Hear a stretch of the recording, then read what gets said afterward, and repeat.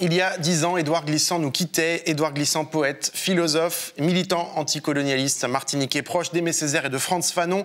À l'occasion de cet anniversaire, les éditions de la Découverte publient ce livre, Manifeste, un recueil des 4 manifestes politiques d'Édouard Glissant, postfacé par le cofondateur de Mediapart, Edoui Plenel, et coécrit avec vous, Patrick Chamoiseau, prix Goncourt en 92 pour Texaco. Vous êtes avec nous depuis la Martinique. Bonjour Patrick.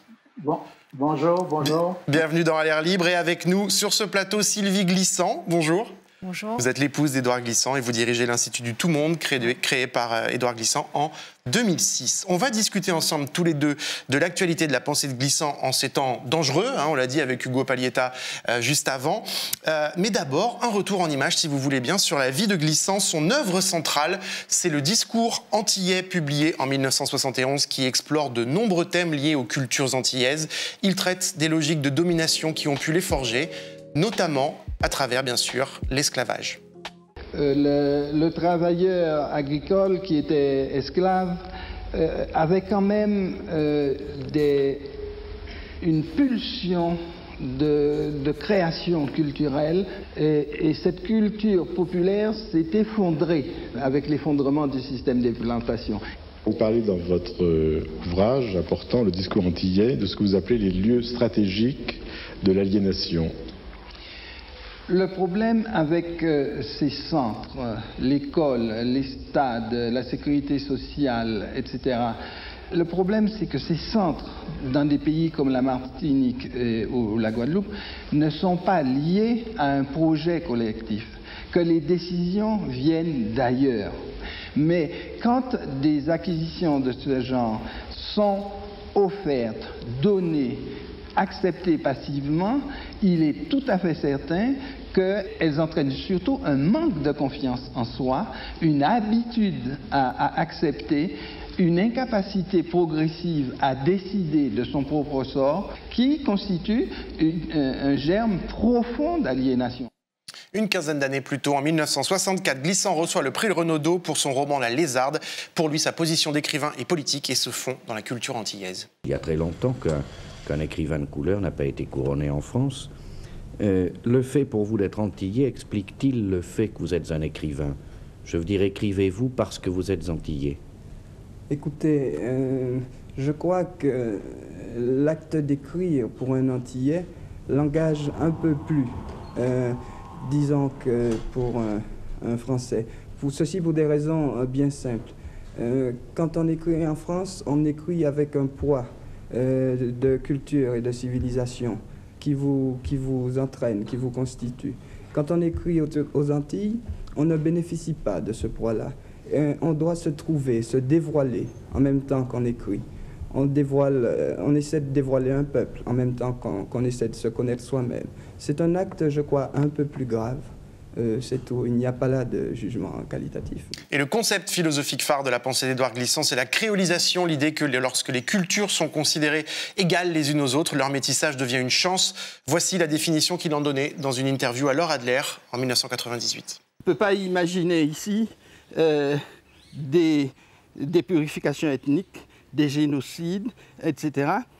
Parce que à travers même toute cette misère que les peuples antillais ont souffert, il y a quelque chose qui a émergé, que j'appelle la créolisation, mais enfin on peut l'appeler autrement si on veut, qui est une nouvelle donne du rapport de soi à l'autre. Par cette créolisation, il imagine un homme pétri d'identité plurielle. L'enracinement dans des origines, ce n'est pas interdit, à condition que cet enracinement soit étendu, à condition que ce ne soit pas une racine unique et profonde qui tue tout autour d'elle. Et c'est ce qui est difficile maintenant pour les humanités d'aujourd'hui, passer de cette conception d'une racine qui vous impose une fois pour toutes votre stature, à la conception d'un réseau de racines qui puisse vous faire couler vers un ailleurs tout en revenant chez vous. Et ça, les humanités l'acceptent difficilement. Mais il faudra qu'on y vienne. Et je pense que c'est seulement par l'imaginaire qu'on pourra régler ça, et non pas par des systèmes idéologiques ni des systèmes de pensée. Et alors que se développent aujourd'hui toutes sortes de théories nationalistes identitaires, on a un homme politique de premier plan, Sylvie Glissant, qui parle aujourd'hui de créolisation, et c'est assez nouveau. Jean-Luc Mélenchon, c'était en décembre 2020 à La Réunion. On l'écoute. La patrie devrait un peu réfléchir et prendre exemple sur la construction du peuple réunionnais, parce que tant de gens différents qu'on avait à dessein éparpillés, on les prenait un peu partout pour être sûr qu'ils s'entendent pas, et non seulement le peuple s'est libéré de l'esclavage, parce que je ne voudrais pas qu'on croie que c'est un octroi qui a été fait. Les femmes y ont joué un rôle absolument extraordinaire, presque aussi grand ou aussi grand en tout cas que celui des femmes dans la Révolution française à Paris. Et le peuple réunionnais a dépassé tout ça. Après, les gens auraient pu se détester après. Non, et ça a été le processus de créolisation. Eh bien, l'avenir de la France, c'est la créolisation. Alors, j'aimerais bien que nos compatriotes réfléchissent un peu et regardent la Réunion autrement qu'en se disant « Ah, mais c'est un territoire lointain et exotique ». Non, c'est le futur de la France, c'est cette solution-là, pacifique, bonne et vigilante. Sylvie Glissant, Jean-Luc Mélenchon nous dit la créolisation, c'est l'avenir de la France. Pourquoi? Alors ça vous surprend qu'il ait repris cette expression? Oui, enfin, ça me surprend. En même temps, bon, je suis assez étonnée, assez ravie d'ailleurs qu'un homme politique français, tel que Jean-Luc Mélenchon, se saisissent en fait de quelque chose qui est pour moi d'ailleurs est souvent assez insaisissable, parce que la plupart des gens ne comprennent pas ce processus dont Édouard a beaucoup parlé, évidemment, que vous avez décrit aussi. Je pense qu'effectivement, je crois que c'est ces pensées politiques qu'il nous faut peut-être maintenant développer à partir d'une nouvelle vision de ce qui nous fait tenir ensemble. Patrick Chamoiseau, la créolisation, c'est quoi? C'est le métissage comme horizon politique, ça dessine quoi particulièrement pour la France d'aujourd'hui? C'est-à-dire que Glissant, très souvent, disait que le monde entier se créolise. Donc, il ne voulait pas dire que le monde allait devenir comme nous étions, nous, antillais, avec une culture créole et des modalités effectivement liées, enfin, d'apparition au monde qui sont liées à la diversité. Il voulait simplement dire que la conscience du monde, qu'il y avait une conscience monde qui avait émergé de l'espace postcolonial, et que cette conscience monde avait conscience de la diversité des cultures, des civilisations, et de la diversité des imaginaires. Donc, que le monde se créolise, c'est-à-dire que le monde prend conscience de sa diversité structurelle. Et quand on dit, quand Mélenchon dit, enfin, je suppose que la France se créolise, ça voudrait dire que la France prenne conscience et accepte et pense sa diversité qui est devenue structurelle, qui vient de son histoire coloniale, qui vient de tout un processus très, très douloureux, très, très attentatoire, mais le fait est là qu'aujourd'hui, la France est multitransculturelle et qu'on ne saurait envisager la République française sous des auspices qui seraient des auspices monolithiques, hein, une peau, une couleur, une religion, etc. Ça n'a aucun sens. Ça a d'autant moins de sens que c'est le monde entier, c'est la totalité monde aujourd'hui qui fait qu'aucune culture, aucune civilisation, aucun individu ne peut se sentir exempt du monde, c'est-à-dire ne peut se sentir exempt de la présence des autres langues, des autres religions, des autres cultures et des autres imaginaires. Dans ce livre, Patrick Chamoiseau, il y a votre texte commun de 2007 avec Édouard Glissant, Quand les murs tombent, publié au moment du débat sur l'identité nationale lancé par Nicolas Sarkozy. Les débats aujourd'hui sur le séparatisme, l'atmosphère française politique en ce moment. Édouard Glissant en aurait pensé quoi? Vous en pensez quoi? Il serait indigné, je crois. Il avait gardé une faculté d'indignation qui était absolument incroyable. Mais plus que l'indignation, c'était véritablement une sorte de lecture du monde qu'il faisait à partir de sa politique de la relation. Parce que dans le processus de créolisation, qui est la mise en contact massive, accélérée de cultures, de civilisations, d'individus éjectés des corsets communautaires, il y a un principe actif. Et ce principe actif, c'est la relation. Et dès les années 50, en pleine guerre coloniale, on avait des manichéismes linguistiques, nationalistes, etc. Glissant disait le plus important, c'est que nous allons vivre désormais dans des flux relationnels, que la colonisation européenne a été d'une certaine manière le moteur, avec d'autres, des moteurs techniques, économiques et autres, a été le moteur d'une transformation du monde partitionné en une dynamique relationnelle qui donne le tout-monde. Et ce principe relationnel, c'est quelque chose qui s'applique à tous les individus et toutes les nations. Ce qui fait que lorsqu'on fait une loi comme la loi sur le séparatisme et qu'on prend des valeurs républicaines et qu'on utilise des valeurs républicaines comme des armes contre les musulmans, contre la présence musulmane et d'une certaine manière contre toute la diversité qui se retrouve désormais en France, on n'est pas dans la relation, on est dans des processus qui relèvent de l'esprit colonial. Parce que l'idée de la relation suppose que je me réalise dans mon souci de l'autre. Et c'est la plénitude de l'autre qui assure ma plénitude. Et je ne peux m'envisager aujourd'hui que dans une mise en relation, non seulement avec l'autre, non seulement avec l'étranger, mais aussi avec le vivant, mais aussi avec la planète, mais aussi avec le cosmos, enfin tout ce qu'on peut imaginer comme écosystème dans lequel nous devons vivre aujourd'hui. C'est ça, parce que l'idée de relation est absolument fondamentale. Voilà, c'est ça. Et j'allais le dire parce qu'en effet, il y a plusieurs passages dans ce manifeste où il y a d'autres lettres, notamment celle de 2005, quand Nicolas Sarkozy, président de la République, est venu en Martinique, où Glissant écrit « Aucune république ne pourra s'épanouir sans harmoniser les expressions de ses multi-appartenances ». C'était la discussion qu'on avait à l'instant.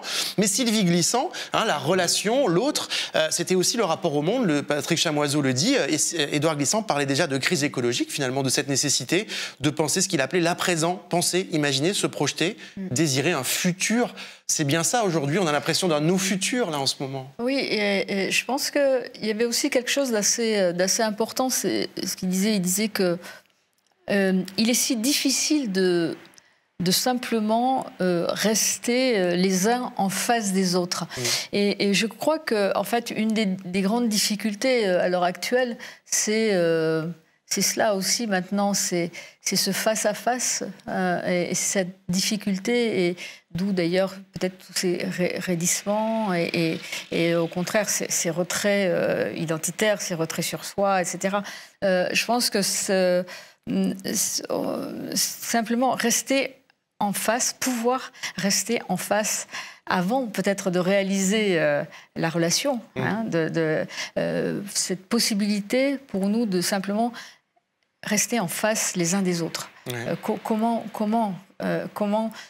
faire ce face-à-face, qui est inévitable, parce que nous sommes en face des autres, de l'autre. Nous sommes tous...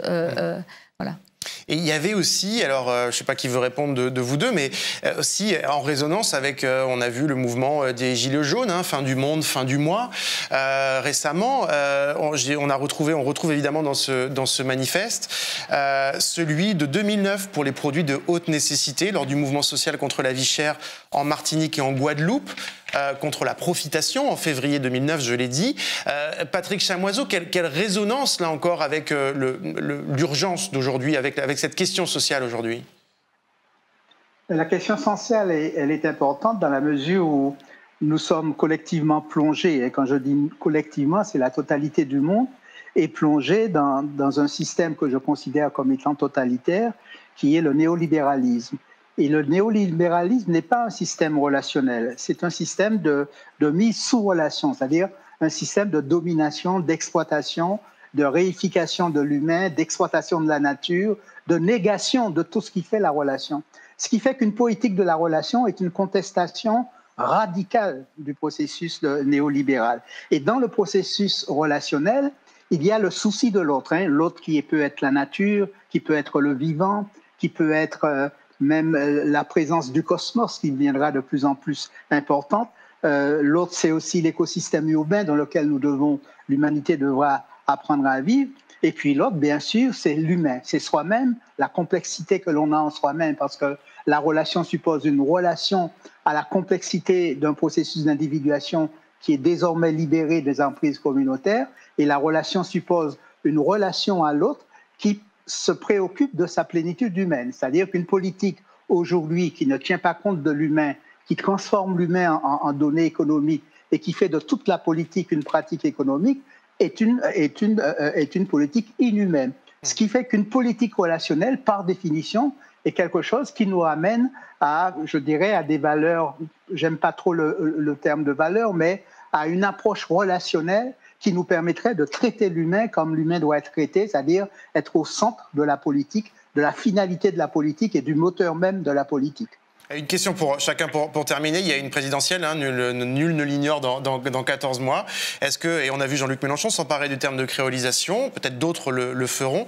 Est-ce qu'il y a pour vous des mots, des concepts ou cette façon de voir le monde peut inspirer d'une façon ou d'une autre des programmes politiques pour cette gauche qui est dans un état, on l'a décrit dans le plateau précédent, un peu mal en point en ce moment.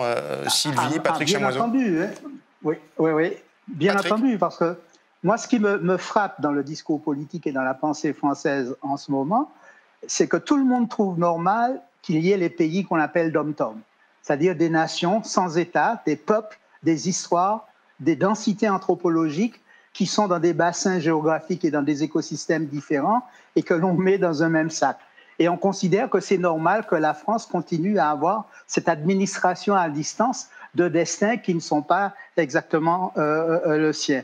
Donc il y a, ne serait-ce que pour rester dans le domaine purement constitutionnel, il y a cette nécessité d'une transformation de la vieille constitution française qui était adaptée à l'après-guerre pour que cette constitution française puisse devenir quelque chose de relationnel. Et à ce moment-là, on ne peut plus accepter qu'il y ait une république une et indivisible, et on peut envisager, comme le disait Glissant, une république unie, c'est-à-dire une république qui respecte les espaces de souveraineté, les responsabilités, le droit à l'initiative, la capacité de développer des contacts dans les bassins géographiques différents. Et cette modification de la Constitution me semble une des bases à partir de laquelle la pensée politique française aura un super élan.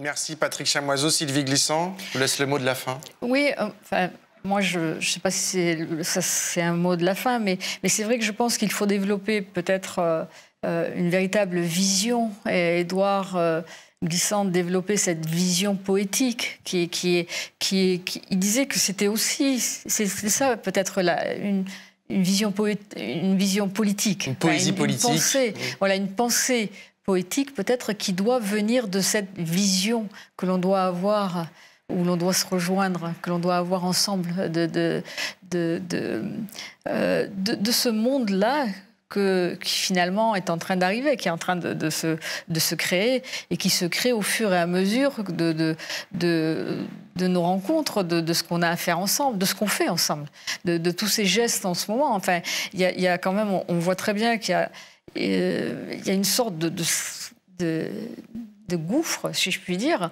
entre ce qui est mis en œuvre politiquement à l'heure actuelle et ce qui se passe dans les relations, dans les dialogues entre les communautés, entre les gens. Même dans la façon dont la société s'organise. Elle s'organise individuellement, les propositions, tout ce qu'on propose maintenant, tout ce que l'on offre, tout ce que l'on partage, qui est mis, et c'est ça qui est projeté à l'heure actuellement.